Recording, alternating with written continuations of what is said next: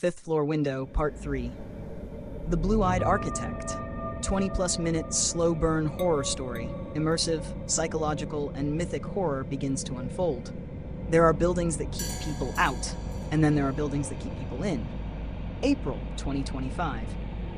Maya Emerson wasn't supposed to find the footage. She was an archivist. That was it. She digitized old analog film for the State Historical Board in Raleigh, a quiet job she did with headphones and iced coffee. But on the day she cracked open the old Halverton box marked uncatalogued, everything changed. Inside, 6 reels, undated, warped, mislabeled. One was titled Blueprints Final. Another, Property Walkthrough Lydia M. The last, handwritten in a shaking script, Do not transfer, do not play, he sees through glass. Maya transferred it anyway. The footage was raw, flickering, silent, but what she saw was unmistakable. A man in a bow tie and vest, standing in a room of windows, sketching obsessively. Over and over, dozens of papers on the floor. All the same drawing, a tall building, a 5th floor window, and someone standing behind it looking out. Then the man turned to the camera. His eyes were electric blue, and the reel glitched. Maya paused the frame, zoomed in. On the wall behind him, scrawled in charcoal, "Once designed, it cannot be undone. The building remembers who draws the door." That night, Maya dreamed of a pen's scratching paper. The sound echoed endlessly. She saw flashes, Eric's face. Chanel dancing, arms suspended like stringless marionettes. The ballroom, now full, and something watching from the rafters. Something with a face like folded blueprints, eyes glowing cobalt. When Maya woke, her screen was still paused on the architect. Only now the frame had changed. He was closer, looking right at her, and behind him in the mirror, Maya herself. Except her reflection wasn't moving.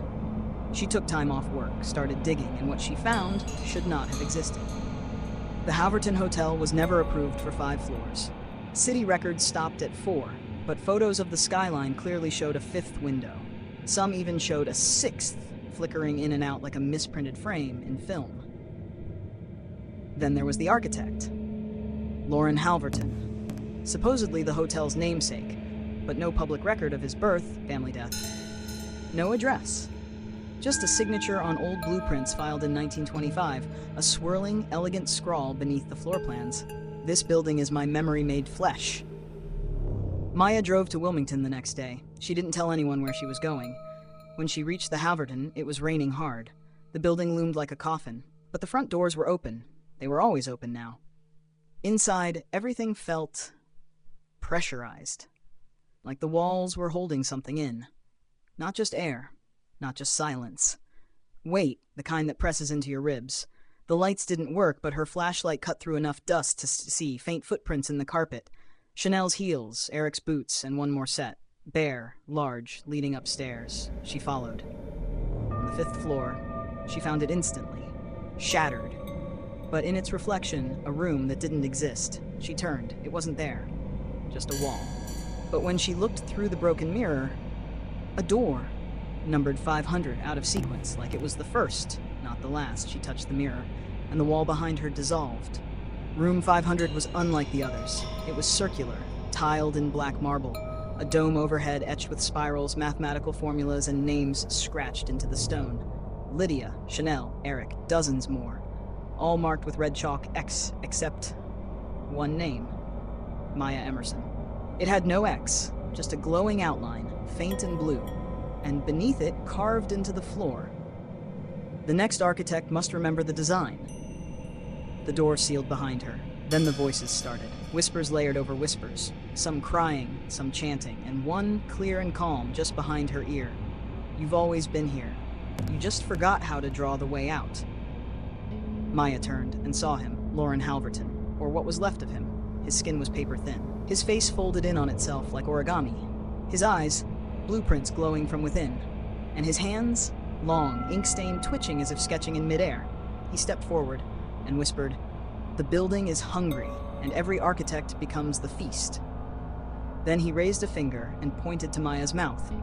And she began to speak, words she didn't understand, an ancient language made of angles, coordinates, and blue lines. The room shifted. The floor plans redrew themselves beneath her feet. Walls realigned. The 5th floor moved.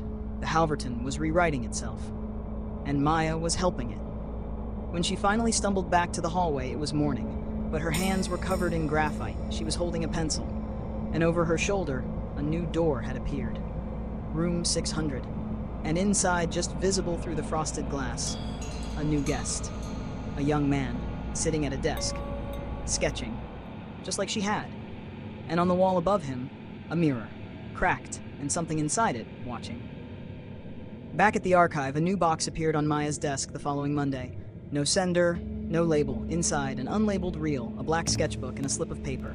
It read, "He still sees through glass, and now so do you." The Halverton still stands. Its 5th floor sometimes flickers, sometimes 6, sometimes 7. It depends on who's inside, and what they remember. Because the hotel doesn't trap ghosts. It makes them. One architect at a time.